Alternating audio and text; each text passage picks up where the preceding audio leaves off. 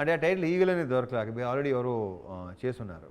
So అందుకే లేకపోతే ఈగలేని పెట్టేవాళ్ళు లేక అందుకే సహదేవ్ అని పెట్టారు. But how serious are you to cater your films to other language audience also? Do you want that to happen? అంటే ఇంటెన్షనల్గా చేస్తారా? అది ఇంటెన్షనల్గా చేయట్లేదు, ఇట్ షుడ్ హ్యాపెన్ అంతే.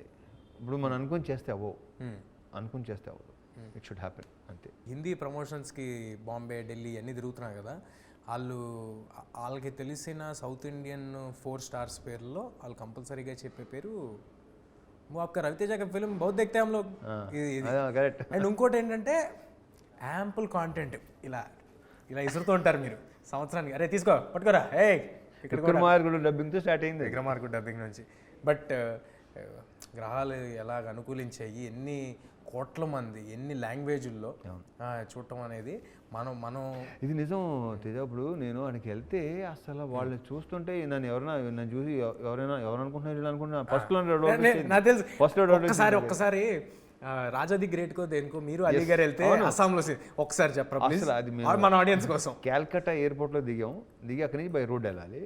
దిగంగానే ఒక గుంపు నాయకు పరిగెత్తుకుంటూ వస్తుంటే ఇల్లందరూ ఇలా వస్తున్నారు, ఎవరు ఇల్లు ఎవరు అనుకుంటున్నారని చెప్పేసి వస్తే వాళ్ళు వాళ్ళు మామూలుగా చూడరంట.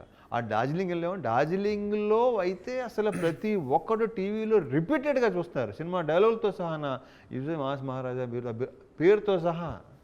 I was like very happy. And నాకు ఎక్స్ట్రాడినరీగా నచ్చింది ఏంటంటే మీరు కూర్చుని, ఎవరో అన్నారు నాతో, మీరు కూర్చుని ఏదో కాఫీ ఏదో తాగుతుంటే లొకేషన్లో ఒకటి వచ్చి సార్ అలా ఓకే అనుకుని వెళ్ళిపోతే అలీ గారు ఆపి ఏంట్రా అంటే నేను నువ్వు అనుకుంటున్నాడు కదా అన్నారంట కదా మీరు. నువ్వు ఎవడో అదే ఆడ నాపి నువ్వు అనుకుంటున్నాడు గలత్ ఫేమీ అన్న, కానీ మీరు నిజంగానే కాదనుకున్నారు కదా. ఆడెళ్ళి మొత్తం తాండని పట్టుకొచ్చాడంటగా మొత్తం కింద నుంచి నువ్వే తీసుకొచ్చా. బట్ ఈగిల్ లాంటి సినిమా డెఫినెట్గా అదర్ లాంగ్వేజెస్ ఆడియన్స్కి కూడా స్టైలిష్ యాక్షన్ ఫిల్మ్స్ క్యాటర్ చేసే ఫిల్మ్స్ అవుతాయి. అంటే మన ఖైదీ కానీ ఇలాంటి సినిమాలన్నీ చూద్దామనే ఒక ఎక్సైట్మెంట్ ముందు నుంచి ఉంటుంది. And theatrical films, theatrical experience ఉండే ఫిల్మ్స్ చాలా తక్కువ వస్తాయి. ఇప్పుడు మరోసారి హనుమాన్ ఎలాగైతే నేను చెప్పొచ్చానండి, గ్యాప్ దొరికినప్పుడల్లా ఒకసారి వేసేసుకుంటాను మరి అని. ఓకే, సో అలాగే ఒకసారి కాదు వేసుకుంటానండి, ఏం పర్లేదు. థ్యాంక్ యూ, వేసుకో, హ్యాపీగా వేసుకో. సో ఈగిల్ ట్రైలర్ చూస్తుంటేనే హెలికాప్టర్లు, చాపర్లు, లేకపోతే యాక్షన్, నాకు ఒక షాట్ నచ్చిందండి. ఎంత బాగుందంటే గన్లు టప్ మన కెమెరా మీద తీసుకుని మళ్ళీ కెమెరా వెనక్కి వచ్చి అది లోడ్ చేసేది. ఇలాంటి థియేటర్లో మ్యూజిక్తో చూస్తే ఐఎమ్ ష్యూర్ డెఫినెట్గా ఒక సూపర్ హై ఉంటుంది. మరి మీరు జింతాక్ కానీ ఇలా ఆడుమచ్చా అండ్ మెలోడీ సాంగ్ 2 ఉన్నాయి, అండ్ బ్యాక్గ్రౌండ్ సాంగ్స్ 1 ఉంటాయి, యాక్షన్ సాంగ్స్ ఉంటాయి. అంటే దీంట్లో సాంగ్స్ అన్నీ కథ చెప్పే సాంగ్స్ లాగా ఉండవు.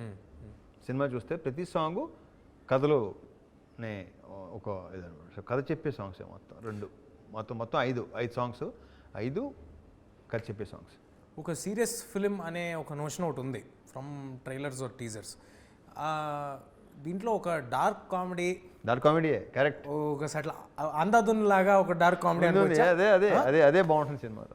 నా చుట్టూ కామెడీ ఎక్కువ, నేను చేసే పనులు నీకు ఎంటర్టైన్ చేస్తాయి, నా చుట్టూ ఎక్కువ ఎంటర్టైన్మెంట్ ఉంది బాగా సినిమాలో. సూపర్. ఇప్పుడు మీ సినిమాల్లో యాక్షన్ అనగానే మీరు ఒక రాడ్ పట్టుకుని అలా తిప్పుకుంటూ వస్తుంటే వెనకాల స్లో మోషన్ ఆర్ఆర్లో వాటిల్లో ఇవన్నీ మేము ఎంజాయ్ చేస్తాం. కానీ హాలీవుడ్ సినిమాలు, హిందీ సినిమాలు ఈ చూస్తున్నప్పుడు రియలిస్టిక్ టక్ టక్ టక్ టక్ అని కొట్టే ఆ ఫాస్ట్ యాక్షన్ ఉంటుంది చూడండి, అవి చూసి ఎంజాయ్ చేస్తూ ఉంటాం. ఇప్పుడు మా రవితేజ గారు అలాంటి ఒక హాలీవుడ్ స్టైల్ యాక్షన్ని ఇక్కడ తీసుకొచ్చారు. ఈ సినిమా యాక్షన్ చూస్తుంటేనే తెలుస్తాను, ట్రైలర్లో వాటిలో కొంచెం ఒక ఇంటర్నేషనల్ స్కేల్ యాక్షన్ లాగా ఉంది. రియలిస్టిక్ యాక్షన్ అంటారు కదా, రియలిస్టిక్ అండ్ వెరీ స్టైలిష్. దాంట్లోనే రియలిస్టిక్లోనే ఆ ఎమోషన్లోనే ఒక స్టైల్ కూడా ఉంటుంది.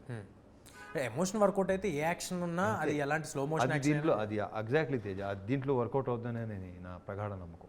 ఆ జీల్ ఏదైతే ఉందో, మీరు ఇన్ని సినిమా వెనకాల సినిమా పెట్టడం అనేది చూసే వాళ్ళకి నంబర్ ఆఫ్ ఫిల్మ్స్ వస్తున్నాయి అని అనిపించవచ్చు, కానీ అది ఎంత కష్టమైన టాస్క్, ఎంత ఎఫర్ట్ దాంట్లోకి వెళ్తుంది ఇన్ 100 డిఫరెంట్ వేస్ అనేది ఎవ్రీబడి షుడ్ అండర్స్టాండ్. అండ్ భయంకరమైన respect. I wish they should understand, but చాలా తక్కువ ఉంటుంది అండర్స్టాండింగ్. అదే అంటే నా ఉద్దేశం ఏంటంటే more than understanding, respect is more needed. For the kind of hard work everybody is